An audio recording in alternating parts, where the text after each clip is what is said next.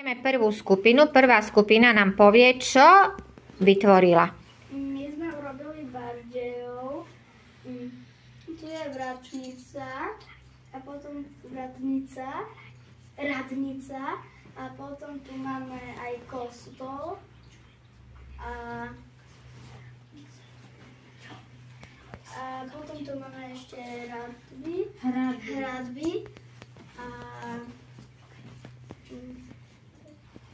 No ešte mu chce niekto pomôcť. Čo tam ešte máte? Máte tam radnicu? máme tam zvon a to je všetko. A čo sa nachádza v radnici? Sme boli cez prázdniny. Kto si spomína?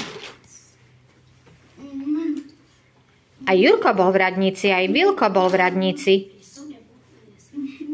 Je tam Marian, že tam je on so svojím ockom, lebo ja som stával dačo tam robila. A potom to tam. A viete, na čo slúžili v minulosti hradby? Aby sa obraňovali pred zlým. Výborne, Miško, výborne. To je všetko. Takže zatlieskame im, deti. Ďakujem prvej skupine. Urobili koberec farebný. Čo to je za stavba? Taký hotel. A pre koho ten hotel je? Pre tieto panačíky. Aha, To sme my. dobre. A potom sme si urobili také rýchle lietadla. Teraz A čo v tom hoteli sa nachádza ešte? nachádzajú sa tam kamery. Áno. Áno, maličké. Potom má aj kamery. Áno, a potom sme si urobili taký tablet. Ešte chcete niečo povedať ku svojej stavbe? No a ešte sme si urobili taký dobrý stolík. Dobre. Tu má byť akože žebudík. Dobre, a to je všetko, či ešte niečo? To je všetko. Dobre, zatlieskáme im.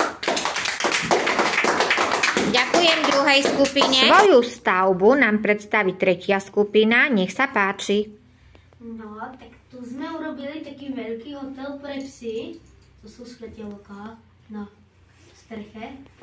Tu je bar pre psy. Wow. Tie fialové kocky sú granule a biele sú kosti. Toto je previeska pre psy, Výborne. aby sa mohli rozhýbať. A to je všetko. To je všetko. Chce niekto doplniť zo skupiny? A nemajú tam pitie. Nemajú tam pitie. A čo? Všetky z toho. Aha, zaujímavý psí hotel bez vody. Preto tam nie sú žiadne psy. Aha, takže to je hotel pre psov bez psov, áno? Zaujímavý hotel. Dobre, chcete niečo ešte doplniť? Zatlieskáme tretej skupine. Ďakujem.